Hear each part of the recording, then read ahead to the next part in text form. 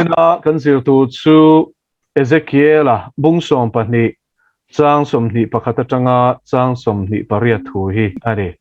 Ezekiel bung som pani chang som ni pakhata tanga chang som ni pariat tin lalpa thu chu ka ne na lo thlenga mishing fapa Israel rama he thufing toy in nei hi engti na nge ni khua alo rin in larna piang athlon le mai chin in ti hi chu wangin lalpa pathian chuan heti hian ati ani he thufing toy hi katibanga nga Israel rama thufing toya an mang to ngai lawang ni chuat nai to a in larna tin khendik ni tur chu ti in an hena soizok ro Israel chung te zinga in larna lo thlon reng le thum vor thalama suisak derna reng a to lawang lalpa chu kanisi a kasoyanga kathusoi chu hlen ngal anianga khek anilawang zanina kan zilaya athulai mu chu he chang somni pangana tirlam hi ni lalpa chu kanisi a kasoyanga kathusoi chu hlen ngal anianga khek anilawang o helmang chung te u indam lai nge hian thu kasoi dona ka hlen don sia ti hilalpa pathian thu chuakani atia lalpa thu chu ka hna alo thleng le a mishing fapa ngai ro Israel chung te a mi chuan in larna a mu te chu nakina mi tur ania a soilok te po hlat takami tur ani an ti ani chu wangin an hna chuan lalpa pathian chuan heti hian ati ani ka thu eng ma hi khek ani lawanga ka thu soi apiang chu hlenin a omzo kang ti hilal pa pathian thu chuak ani ti in shil ro atia lalpan athu thiang him kan sia tak te kan zatan mal min som sak ro se pathian in azol nei te kal tlangin thu apuang shina he zoram tan nge po hian lalpan a thalam te a chelama te lalpan thuron puang shina amal som na te a ro re na lo thleng tur te aron puang shina ti chuanin chung chu mitam tak chuan nui zatin a mar an puang to tun thleng pon al thleng hle ne mai pon ne lovin lam hla takami ni tun hnai mai a thleng tur ani lo tiang zonga oi thadu lo te kan tam em to ni ti kan shia a ni ma se ne la hian pathian in a thua chiang takaron sei chu lalpa chu kan sia ka soyanga ka thu soi chu hlen ngal anianga khek ani lawanga ti ni weini ai hian muang kan ruwa tangin lalpa chu thutiam konga chona muang love tu ma boral du lova mi zong song sim lo du in lama do the ni zo ka ti ni ko na te nga tinge lalpa hian zol nei te kal tanga thil atu hi apuan lo ka hi enga tinge thlen ngal pop mai lo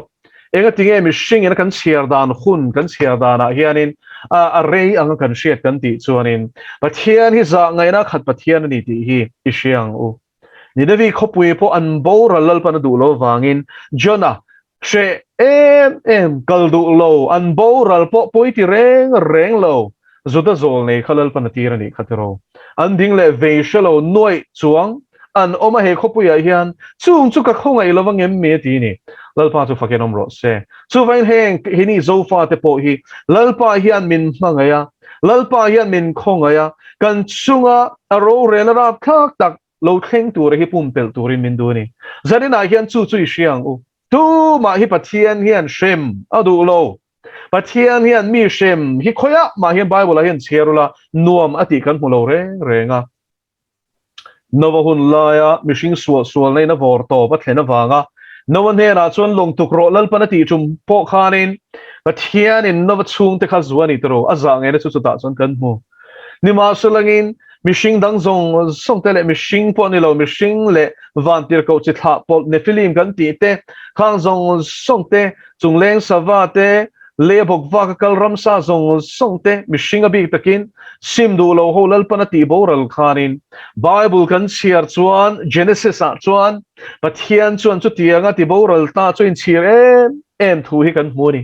chu tiang pokin mi Israel te po chuan pathian poi an soya pathian ril ru an tina a pathian nung shereng chung si in an pi le pu te tangin tui pui sen lal panakan pui dan ro pui ziate an mani takin chung chuan te chuan lal te hun lai chuan mu to lo ma sela an pi le pu mu tu te le shetu te na chiang taka Exodus te le mun sang sanga ziak sama te po sam ziak tu ten chu tianga pathian in a ro pui tak Israel fa te shoi dan te chu an ziak kur do ani tro chung te chuan shem emani ma saleng pathian nung an mani shoi tu an pi le pu te shoi tu thale ra kum som li a shwa lai po khongai na khat pathian ina mana chom chin zia te khan shia ni ma saleng chu te chung chuan le kanan ram khoinzu le nu te tui luan na ramalal pana shruai lua an mani grape a nge tu po ni lo olive thing le arra an mani na an phun po ni lo chung te chu va e tu ralal pana tir lu dan te chung zong chu shema selangin an lo nuam sa pathian an thei hil ta dei me ni ko na zanin ai hianin hei hiavan hlom em te ro pathian in chung chu shia in he rama chin kanan mi te mo hiv mi te jebus mi te khang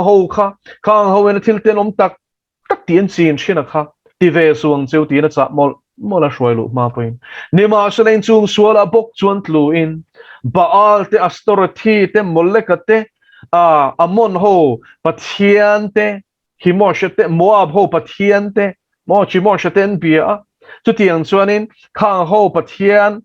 te kha an bia o aman ho bia chu mo le ka zo kan nia chu tiang chuan an bia milem te khan va bia san de ni an pathian nung kha ni chuan pathian chuan in lo ki ro ti in a zol ni te ti ni zol ne hosea lal pan ati thu phei chu kan mu kan hre chiang hle o metero hosea kha pathian in zeram na chan ti ni khatero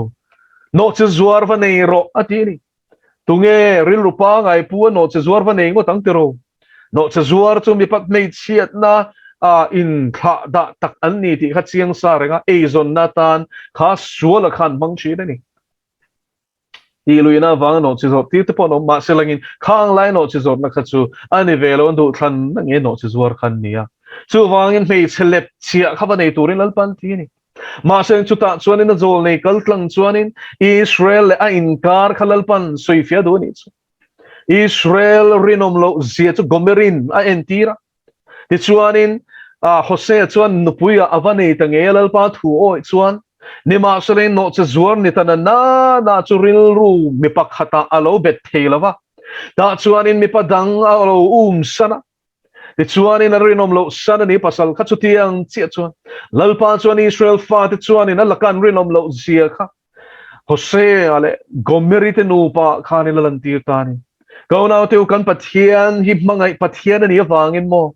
alaka kan rilom lo hian a ril ru kan tina theiti te hi kan hriam o Genesis bungru kan chiar chuan mishing ril ru cheng lai puin sualam hlir ani ti amu khan ril ru nat na mang ta hial ti ni chu mishing siam kha in chir ti nge nge ni pathian mangai pathian nge na mishing adu tak an pu siam kha ain sira ni chuan khang lai sul ra thak dan tur kha kan shi thiam mai o metero Krista local le huna hian khovel chu nova hun lai ang khan do na tia tuna hian en taw la tero timothe thom ti bung thuma te kan muwa chadu how lote hun khir tak te chu lo thleng ang ti hi a thleng mek sela ni tero ka una chadu how lote huai kom bolte thun don lote chapo te intivate nule pa thuoi lo ti zong hituna hian kim pekto chutiang khovel chuan tuna hian ke le nang po hi kan cheng me ka thadu hau lo te an omani o pathian thueng anga shil po thattum reng lo ma ni din mun le ma ni chan muna chan kho ve tlat mai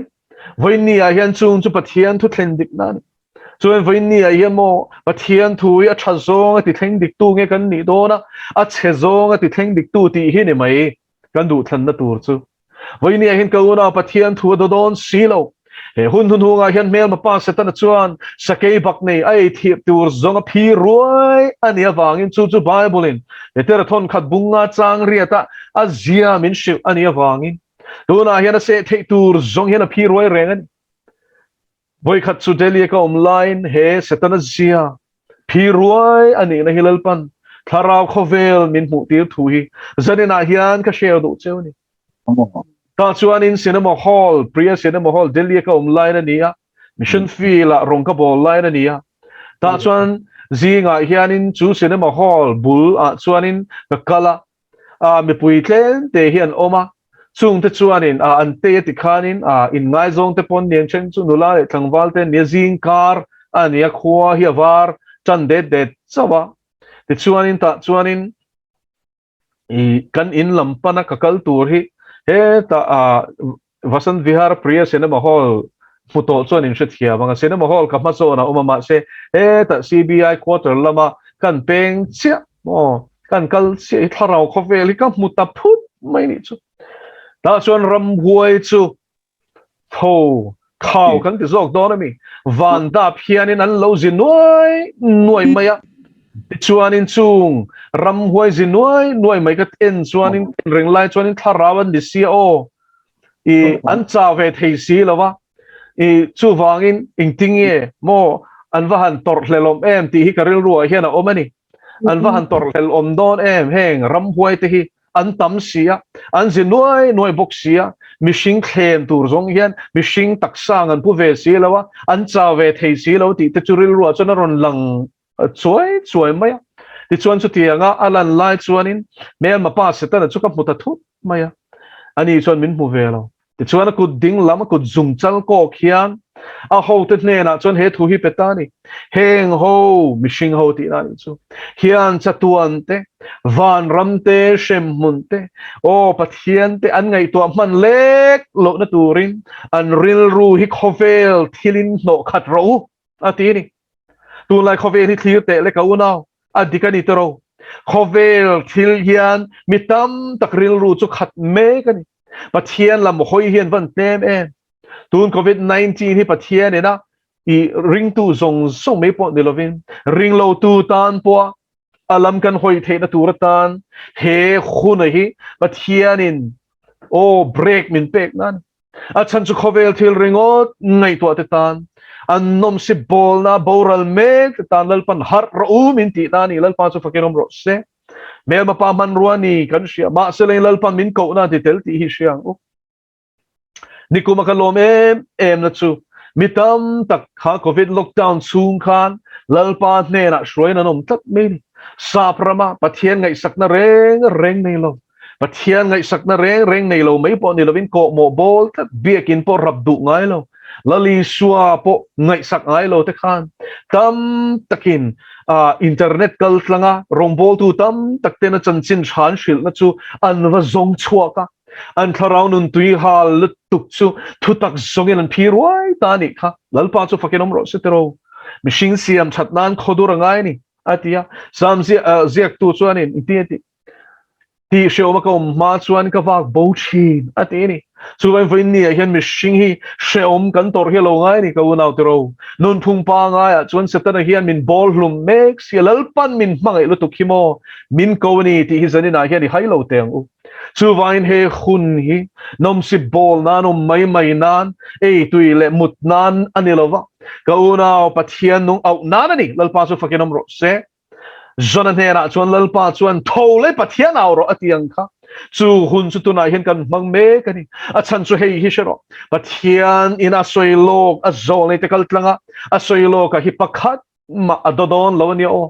pathian thu hi mo leile van ralanga ka thuero chu ral lamang ti tu kan pathian hian a hlen don ni ti lo siang che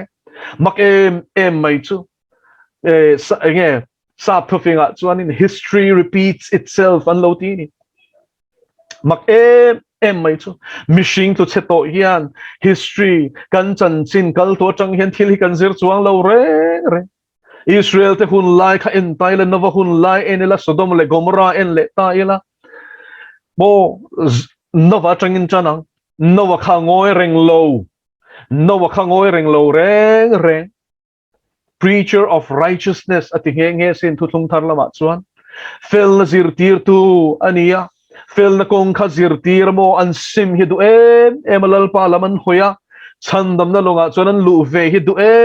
em a thei to pin khat chuan sual takle pathian ngai saklo kha pathian kong zirtir ni voini ai hian keile nang poi kan ngoi theilo ti siang u zoram chunga lo thing tur hilal pan wana a rel to kan oilo hianin eng ma kong ro a sulo ti hi ishathia mang u nima selain mo apum pel theina kong om chuna chu kan sim fik hian ani hallelujah chu thing sela lalpan avanti ka fa hanti voini a hianin mo kaunau teu he thim thuwa ni ra thak taklo thing tur a zol nei te kal tlang lalpan a soi hi kan sim lo ani chon mo kan tong bonge don ti hi siang u chu vain voini a hian kan sim theina turin thei top suila hun nga hian sim na thucha sim ro van ram chu nai toi ti kha itlang au puile te mutero voini a hian mi pakhat pani tal poin an sim chuan avahan lok don voini a hian ka unau I chung kwa khan lo chanang che chung khura khan lo chanang che voini a hian pathian tharau thiarim tha tho chu kan chung kwa chau hian lo thleng ro se o chung kwa hi van veiom tero lota kai leang chung ko vei ani lota po kha fanu pani le do puya ne ya chu zong chu ne fa pa nei ve lo ba ni ma selangin a fanu te pasal hual te kha sodom kho tlangwal an nia chung te chu pathian in vantir ko te ne na khanin vantir ko te tira sodom khwa chu an sual en thatura tir lalpan fin fia tura tir te chuan an fin fia to nuwa ti boral tuma pathian thu pe ka man mo to zian shil khan lota chuan khongai dila ti chuanin chung amak pa tur te chu amak pa hual te chu avashil veni maximo genesis khalo chiaro ko na rap thak mai chumo film thu thong lekan ngai alo ti ni chu voini a hen nge danglam zora mathil lo thing tur poi zo leiten awa fiam thu thoang leka ngai hen tam tu he mi zoram za christian in tiram himo za christian kan ni to lo ti hi siang u voini hen chu chu tlang takin ka soidu huai takin ka soidu za christian kan ni to lo christian ni to lo christian in ti hi kan tam christian in ti du to lo pon no mani o voini hen the 8 mizo 80s club ten no mani chu mole rap thak zia chu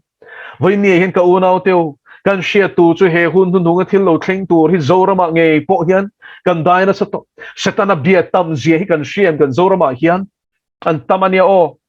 in rin lo dewan ne don zani na hen ka shilang cheu chung chuan in mo ko shan po hian lu chil to ni ti shiang cheu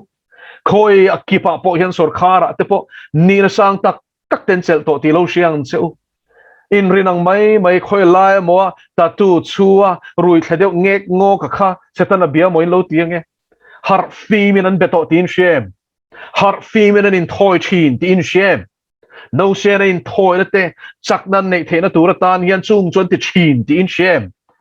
mi shing hian an in so amen voini a hian chung chu kan shia tangai ni tharau thiang limin chung chu fia takin shia tir ve cheu sela ka van du min shia chen tirang hian go now teu kan bo siat nei tem himo aril to lu chu vain heta changa in suit hey in kir tu chuaning sim na sa takangai don kan rampum ang hian kan sim thegem le zo na lian takani ma selangin base na nei ta kan ni kha voini a hian base tatila pathian thopui turin kan ole ka te kan the na engkim mahilal pai ta kani min mangro ka kai hitani lalpa min autir vero iti cheu te utero bona chuwa kini va awlan lo mai thini ma sin in chung khura khan aw na tu soi tur van tam mo in ring in pe emoti po hi kan in pe tak takem zanina hian in zo teng u kan in pe tak takem le ni nge nia a hun aron thlen huna hian kan phule zok siange voini hian zanin hi hun hi I khoral lowang u he thu chai lo ngai thlani chon ka u na oi ro o pathian ka ti do na ti chu ti chi apum pel na kong khat chap a oma sul sim nan aram anga kan sim chon aram angin kan pum pel ngun takin ngai tharo aram anga kan sim chon aram angin kan pum pel anga nima selangin mimmal anga kan sim chuanin chung koina pum pelang ka sei fia don hei hi ram anga kan sim chuan ramin he thin thuan hi kan pum pelang ma selangin mimmal anga kan simero chuanin chu mimmal sima pathian ma dai thewa ding chu pathian in chung ko chandamang rahabi akhan chu chu chiang lu tukin kan mu ni tero voinia hian rahabi khanin arina wangin israel an thatu te kha lo khuma ta chuani chung te zong song chu anun na zuwa turin adila chung te zong song kha i ina dala ti chuan in chunga lo ero chuan mo kan phur lawang in chunga mian thi ni chuan ke ni nan thi sen mo kan phurang te thungani ti chuan rahabi chuan chung te chu thanem ngai te kena shila chu ina chuan ama ina chuan an tom ta hloma jericho kul achima israel fa te ne na jericho lalpana pek chum khan rahabi te chuan an rin awangin amen an himtani khatro no point pathian thu o e long tukro atia chung te nan tuk char kum za chungan tuka an chung ko an himani lom ni pathian o dong khachun no chawasin ti chuan chu tiam bokin a kan enzel chon bible a hian soi tu tam tak awmani ko naw teo chung ko chandam ni lalpa thil to mani mi pakhat chung ko ai o dai thew tu atana rin atana mi hlang lalpa na muni chuan chu chung ko chunga chuan za angai do ni ngun takin lo siang chu lo ngai tuang che chu vai tu ni kan in buat sai hona neta u naw teo in puat sang u ram mga pumpel thei hiawa han cha kom em ninavi ang khan pumpel thei hiawan cha kom em ma se tun kan din mun kan thlia chuan tero engpo ni ro se lalpa na sia e i be sei photang u tu ma boral du lo mi zong sim lo du in lama do the ni zo ke ti zia kan sia peter thon ni bungthum a khan chu chu chiang takin sang ko na kan mu ni chu vai lalpa hian tu na hian min ha kan ni ko na teu har na lo thleng tu ringot thing hak su kha chu last chance tak takani dong tin en pe mek te tan pon lalpa na thil ti thena min thuam hun ani zok ton ani tun hin pe hun ani tun nakin te su tun ani vo in hi chan dam na ni ani tun hi ko naw nakin te su o zanina nge hian li suan ne na hian alal ilal le chan dam tu ila pom lo ani chon lo pomang che o a chan chu he thim maron thlen chuan mo adu lo zong te tlan tu te ring ti khong tlat tu te chu inting eti thu fing te bung sum mi pakwa chang khata chuan zil po ring ti khong tlat chu mo thok le khata ti thle na omanga ti dam nam to lawang ko na ti tliak tu hi pathian ani chon tu nge ti dam tong le nat na kan ve the ma selal pan min ti dam the ram huai min ti na the lal pan min ti dam the ma selal pa ti dam tu berena min ti na to chuan tu nge min ti dam to chuang ang le ko na với nè hiện chu vang tak chuan bible chuan pathian nung ku tatlu chu thil rap thak takani lo ti reng ani tro zanina hian ko naw I thin nung hilal pal ma hian lo nem te se tro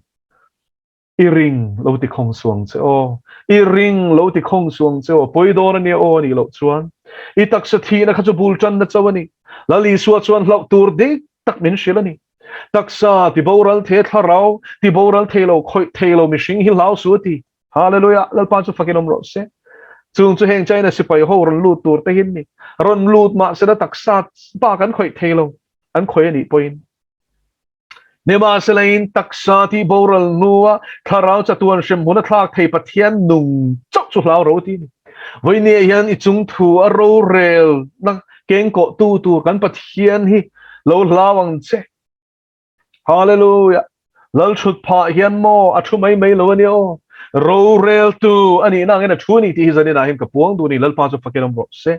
dik takin ro rel do na mitin an thil tiang zel in min rel sak do ni chu vai ni a hian he vau kha na thu he sim na thu cha poimo takhi ilo beng khonai simani chuan in min lo e nima seleng ni ring iti khongamo leile va lal ber hi tu khum cha I chon chuan thu fing bung khathi ka unaw ichana ni don nia o jing taka min zonga min mulawang ati he thu fing thura thak tak mai pathianin azil sim tura asom lom po engam ma ngai lo ring ti khonga musita lo nui so tu ta chan tu rap thak je hi lo ngai thata che ka una mun takin lo ngai thar o sang thu fing te bung khat sang som ni pahnia chang hian to kheng kan share nge sang som thum pathum zawin nang ni mi mol te u eng chen nge mol nei ngai na don eng chen nge mu sit tu te mu sit na in hlimaga mi a ten fin nei hu don gazil na cheu lama hian lo hoi ro ngai te u in sunga ka tharau ka lenga ka thu ka sia ti rang cheu ti sin lalpa chu fakinom ro se alami hoi chuan chu chui chan tur ani ma se mo ring ti khong te chan tu ro ngai tharo le ka ko chewa indu lova ka kut ka phara tu marin ngai sang lova ka rem ruat zong song chu eng ma lova in ngai zo ka zil na reng reng in pom du lova chu wangin ke po in van duai ni chuan kan nuyanga makitiem ivan duai ni ala nui ve don chip khongai pathian hian in hlau hun alo thlen chuan kan nui sanang cheuti avarap thak em in hlau na thlipui anga lo thlena in van duai na chonga leivir anga lo thlena chonga leivir hian vaulok na bin pengai lo aron vira mi mutui lai te phi lopa sa pramamo chonga leivirina voi khat mi khopa khat an noi tak tak chu an ruang po khan ni tam takan zonga nuan mu le chuan mo kha chonga leivir khan an noi na slut tu khan thom no chu seilo an vun nen lam khan lo lip 5 feka an ruang vun li feka chu thingkung chunga te halloween thiat fer fur mai ni chu avarap khak em chumi nen chuan lalpan a khai khin ani sheom na le mang an nain chunga lo thlen hunin chuti chuan mi kovanga ngun takin ngai thar o an mangang lu tu khian a ve don ani o nima sela ka chang lawanga ti avarap thak e sola nun khai shem lalpa ne na mangang ina awa lalpa atiam in puiro atia Philistia ralin an do an beya amangang e me ma pathian rona nima selangin mo lalpa na chang to lowasin pathian ina chan to lo hun hi a omani ti siang u tuti chuan mi kovanga nima sela ka chang lawang zing taka min zonga ni ma sela mi mulawang enga tinge zing taka min zonga ti na chani shem zana mut mun tu thei don do an nu na cholo lut tu khimo zana ya mu thei don lo zing taka te an zong don ani shiat na chun huwa lal pa ti na chu an than lo wangi voini a hian mo lal pa ti hi pin na bulani o hallelujah lal pa chu faginom ro se pathian ti lo hi at na ni ga u na lo shiang che rem ruat pakhatte mandu lova kazil na zong te chu an ngai ne pa zanina thusui te vaukhana thusui te azol ne te katlanga lalpai na huna nai to simro ati lom lomahi ingai poi mo lova ingai sang lova ni chuan go now he shiro ithisen mo chu nang mani phurang chu wangin an ma ni kongra chuan eyanga an ma ni suang tu anai nan tlayang ati an ngai tu ana bol lo zong song man chu mo lalpa na buring ka khom ti do na ti nani mi mol te nung tol na chuan an ma ni athatang ati an ma ni nung tol nai nan ma ni athatang mi ate hlo klin nai nan ma ni ti bora lang pathian chi na re ne reng reng nei lo sual poi salo mi ate ati to chung chu an ni hlo klin nei nan ma ni ti bora lang ka thu po ma piang te ero chu him takin an omanga hallelujah hei vain ni hian lalpa chi tak tak tu te chan tur ani hlau tura om lo in tan ti lo siang cheu hlau na tharawin del reng reng cheu su se chu him takin an omanga thil chalo lau lovin an om hle leng lalpa chu fakin om ro se hallelujah lalpa rin na tak tak tu te chuan he hun hi kan pal tlang ve don tho nima sulain mo he huna hian thil chalo reng reng ka hlau lawang ati kha kan nun ram alo ne don ani go now te win nia hian khongai takin lo sim ro o I boran hilal pana du lavania lalpan he chia lo tlom takal tlanga vau khana thur shil che hilo oir o malai mi te ang khani ring ti khausu sodom le gomora khwa mele ka talalpan va pa chanti rang kha ichan lo ni te lu su se novahun lai tuile manga tui hak le thi rual